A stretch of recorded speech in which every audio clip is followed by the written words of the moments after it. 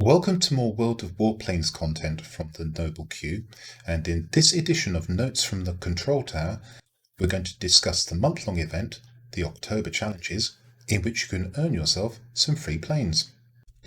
Today I'm going to be talking about a chance to earn yourself free goodies in World of Warplanes, and this is as a result of the October Challenges mission, which you can see in front of you, and the goodies in question are 3 premium aircraft: the Caudron-Renault, I've probably mispronounced that badly, C.714, the Heinkel He 100D1, and the Supermarine Spitfire Vb.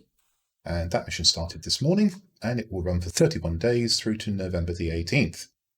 So what do you have to do to earn yourself these goodies? Well, it's fairly simple. You just have to play the game. You have to play the game quite a lot if you want the Spitfire, but we'll discuss that in a moment.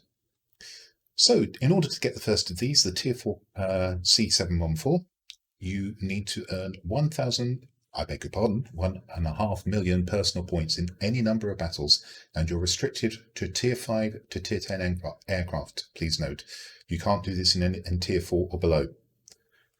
And it's a similar story for the Tier 5 He 100D1, except this time it's 3 million personal points, and you've probably got the idea by now. To earn the Tier 6 Spitfire Vb, it's 4.5 million personal points. All very easy, and if you manage to do that, you'll get the aircraft, you'll get a hang slot, and you'll also get 100% trained crew. Well, these are premium aircraft, so possibly you'll be using these to train crew members of the same nations, although please note, the C714 is a French plane, and therefore for the sum of 100,000 credits you will be able to assign that to any of the other major nations and use it as a crew trainer for them. So, how feasible is this? I've done some sums, and basically I work out how many games per day you need to play to get each of these aircraft in the 31-day period that this event lasts. So in column A we can see the 3 planes. In column B, we can see the personal points requirements for each of them, 1.5 million personal points through to 4.5 million personal points. And then I've got 3 sections for those of you who average about 5,000 personal points per game, those of you who average about 7,500 personal points per game, and those of you who average about 10,000 personal points per game. And if you're a new player, it's likely you'll be somewhere around this mark, perhaps 5,000 personal points per game, in which case you'll need 300 games for the C714, 600 for the He 100D1, and 900 games for the Spitfire Vb, which in the 31-day period works out to be around about 10 games per day for the C714, 20 games a day for the He 100D1, and a whopping 29 games, nearly 30 games per day for the Spitfire Vb. Now, if you're a little bit better than that, a little bit more experienced, and you're averaging 7,500 personal points per game, those requirements come down to around about 7 games per day for the C714, 13 for the He 100D1, and around about 20 games per day for the Spitfire Vb. And if you're a decent player, somebody like myself, no more than decent, and that's why I haven't bothered going beyond 10,000, because if you get more than that on average, you're a good player, and it's quite possible you've been in the game for some time and you've got maybe all of these aircraft already. So 10,000 personal points on average per game.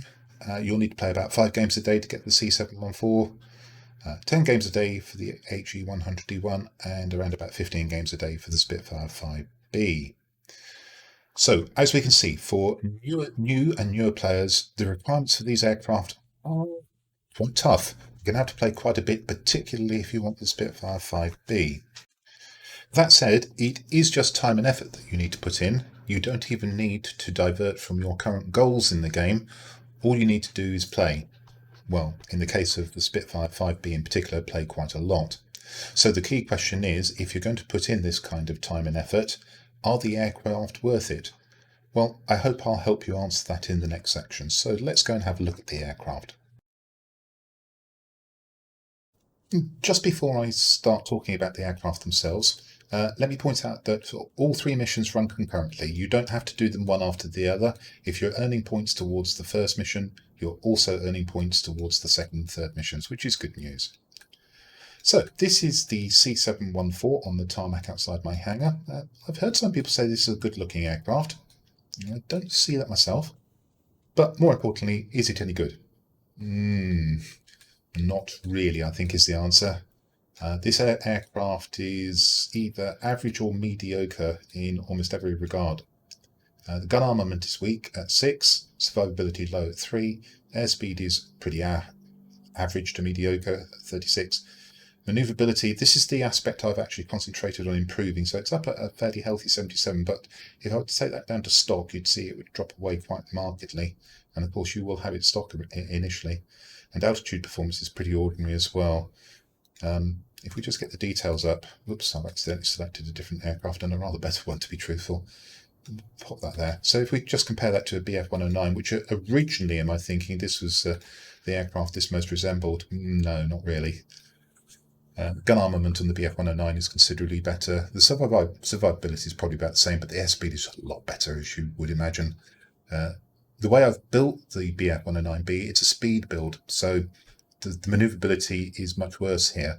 However, you can do a manoeuvrability build on the BF-109B, and you would get it up to these kind of figures quite easily, and the altitude performance is far superior.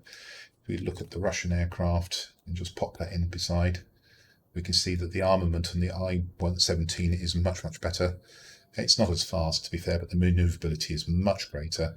Where you might be able to compete with this an I-17, if you're in a C.714, you might be able to fly above it, but then you're always going to have to be looking up for things like BF-109s. The thing that this aircraft actually reminds me most of is a Hurricane. So if we bring up the aircraft details for this premium aircraft, the Hurricane 1A, and let's just stick a decent pilot in there. That one will do. And you may need to actually break this away again. Yeah, okay, let's redo these figures. And they don't update on the fly, I've just discovered. There you go. You've got fairly similar figures, except that the survivability of the Hurricane is a lot better. The airspeed is a bit lower, but the manoeuvrability is more or less the same given the way that I built this aircraft. The altitude performance is a bit worse, but here's the key difference. The gun armament is so much better. And unfortunately, that's the story of the C.714. It's actually not that good at anything. In fact, it tends towards mediocre in most respects. So it's free. It's a welcome addition to your hangar because it's free. If you were being asked to pay for it, I would say, I don't think you should. I do rather feel that once you get this aircraft, you might play it 2 or 3 times, 3 or 4 times, and then you're going to tuck it away in your hangar. I'm looking at the wrong plane. Again, you're going to tuck this aircraft away in your hangar and probably never play it again. So the second mission concerns the HE-100D1, and here it is. Well, I think this is a much better looking aircraft, quite slim.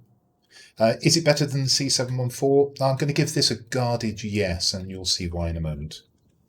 So if we come into the UI, and straight away I'm going to point out, again, you've got very weak armament. In fact, it's even worse than the C.714 in theory, and that's a whole tier lower.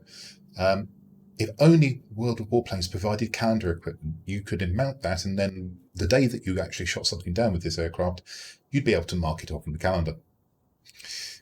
That said, it does have some compensating factors. The burst length on the gun armament, even though the DPS is tragically low, is extremely long, which means that if you have the opportunity to sit behind an aircraft long enough, you will shoot it down without overheating your guns. I suppose that's a good thing. But bear in mind, that means that you're going to need the support of your teammates or a situation where you're isolated one-on-one with another aircraft that you're behind. If you're in the middle of a dogfight, this DPS is not going to help you at all. You won't be able to knock down enemy aircraft quickly enough, and eventually you'll be picked on by something else that sizes you up as a tasty snack. Survivability is low, but the airspeed, the way I've built this, and although I haven't improved the equipment up to the ultimate level, you can see I've actually got a full speed build here, which suits me. The manoeuvrability is reasonably good as well, and the altitude performance is really good as well. So if we just get the aircraft details up, let's have a quick look at it against this time the Tier 5 BF-109, the BF-109E. and you can see the massive disparity between this and the armament of the BF-109E. To be fair, the BF-109E has shockingly good guns. It's not really a fair comparison. Survivability a little bit better, but you can see that the airspeed, particularly the way I built the two, bear in mind I've got a turn build on my BF-109E, this is a little bit faster. The manoeuvrability is getting on for that for the BF-109E, and if I built this for speed like I have had my BF-109B, the Tier 4, then this manoeuvrability would probably be in excess of that for the BF-109E. And the altitude performance is pretty much identical. So here's the clue. If you're used to, for instance, playing your Mustangs, the American fighters, high altitude, high energy fighters, this is how you'd play the HE-100 D1. The problem is the guns are even worse than those for the Mustangs, even the Tier 6. Is it the Tier 6 or the Tier 5? Yeah, there's certainly one of the Mustangs which has got particularly weak guns. But that's the playstyle that you're looking for here if you build this the way that I do. Now, clearly, with this manoeuvrability, you could employ a manoeuvrability build, in which case you probably would get better figures than even the BF-109E, and you could try to use it as a turn fighter. I don't recommend that, but you might want to give it a go. And the reason I don't recommend it again is because it's going to take you a long time to shoot down anything, and you need to be left alone for a long time before you can actually destroy your target. We just compare it to a Yak-1. And you can see that the altitude and performance stands out, where clearly you're not going to outmaneuver a Yak-1, so you've got to dive and then run away, having tickled it. If we look at a MiG-3, that's got the kind of altitude performance that's going to give you sorts of the kind of problems all day long, and indeed the maneuverability that's going to give you problems all day. So if you are flying high, you're going to have to be really careful about BF-109Es or MiG-3s. If we look at, we don't need to look at the Japanese aircraft, clearly you just want to try and get above them, but for instance, why don't we have a look at the stock Spitfire? And again, you're going to try and get above it, but you mustn't try and turn with it under the build that I've got. And I don't think even if you built this for full manoeuvrability, you'd do any better than approach that kind of figure. And of course, you've got the serious disadvantage of not being able to shoot the aircraft down quickly enough, but you are much faster. So my recommendation for this particular aircraft would be to try and build it as like a Mustang and fly it as a high energy fighter, and just put up with the appalling DPS. It is quite funny when you shoot things down. And as I say, no calendar equipment, you can't mark it off on the calendar. But hey, this one's free. And I think you'd probably play this a bit more than you would the C.714. It does have its charms. If it had strong guns, it would actually be a bit of a monster. Lastly, the hardest of the three to obtain, the Spitfire Vb. And everybody knows about Spitfires, don't they? Or do they? Well, let's go and have a look and see what I've done with this one. And unsurprisingly, I've got a manoeuvrability build with a little bit of strength thrown in to try and not affect the manoeuvrability. This is a decent pilot, so as you can see, the figure is 100. I've often heard the Spitfires referred to as the jack of all trades, implying that they're the master of none. Well, I think that's a little unfair. What they are is pretty good at everything without being the best at anything. And if you like turn fighting, and particularly if you know how to handle Japanese fighters where you employ slash and burn techniques rather than turn fighting, then you're going to enjoy this aircraft. Now, it is actually a one-for-one replacement for an aircraft that you can no longer get in the game, the one right next to it in my carousel. If you're a collector, I'm not going to explain why, you cannot get this aircraft any longer. So just have a think about that. If you're a recent player thinking that you might collect all the aircraft in the game, here's one that you will never be able to obtain for reasons that I have mentioned elsewhere. I'm not going to discuss now. Nothing sinister. I made it sound sinister, didn't I? It's not sinister. So,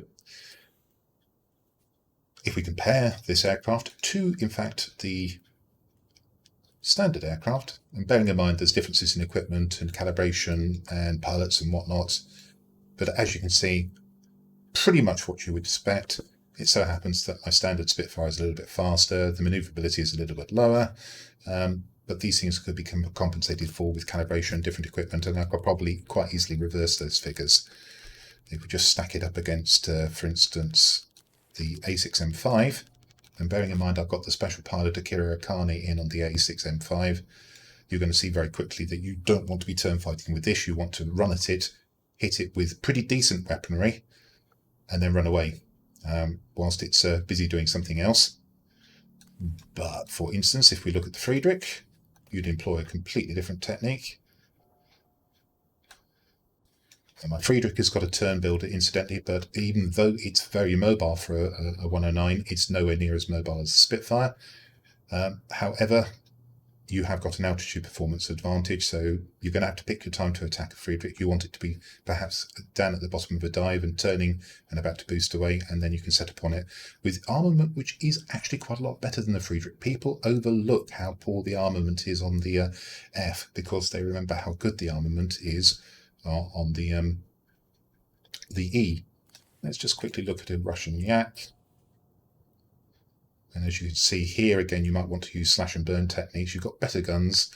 You probably could stick behind the Yak, depending on how it's built. The maneuverability is quite the same. You can get above it. And of the American aircraft, I'll pick an outlier. XP55, of course, you need to watch this one. I haven't really concentrated on building this in the way that I've seen some do it. There are XP55s in the game that you are not going to outturn with the Spitfire, just bear that in mind. But otherwise you've got fairly similar performance with better guns. If we look at the P-51A, and this was the aircraft I was thinking of when I was talking about the HE-100D1, your gun armament is better. You're going to want to, again, try and catch this as it's come down in a dive. You can't match it for speed, but you can certainly outmaneuver it. So if one of these turns with you, you've got it. So the Spitfire, reasonable performance in terms of altitude, pretty good maneuverability, reasonable, certainly manageable airspeed, average survivability for a Tier 6 fighter, and pretty decent armament. It's by far and away the best of the three aircraft on offer, and if you haven't got this Spitfire, then it possibly is worth your effort. I wouldn't make a special effort to get it because, of course, as I've just highlighted, you can also get, without a time gate on it, the XP55, and that will do everything in terms of earning credits that the Spitfire will for you. Of course, the one drawback is you won't be able to train your British crew. But yes, unequivocally an aircraft to play and not just keep in your hangar. So a good free prize, in my opinion. And there you have it. That's my look at the October Challenges missions. 3 of them where you can obtain 3 reward aircraft simply by playing the game. I've explained how much effort you may have to put in. It may be quite a bit of effort for this particular aircraft we're looking at right now, the Spitfire Vb. However, I hope that will help you decide whether it's worth your time. I've talked about the aircraft as well, and again, I hope that will help you decide whether or not you want to expend the effort to get these planes. And if you do, then I wish you happy grinding. I hope that that's all been useful to you, and that you'll come back and see my future content. But until the next time, this is the Noble Cube signing out.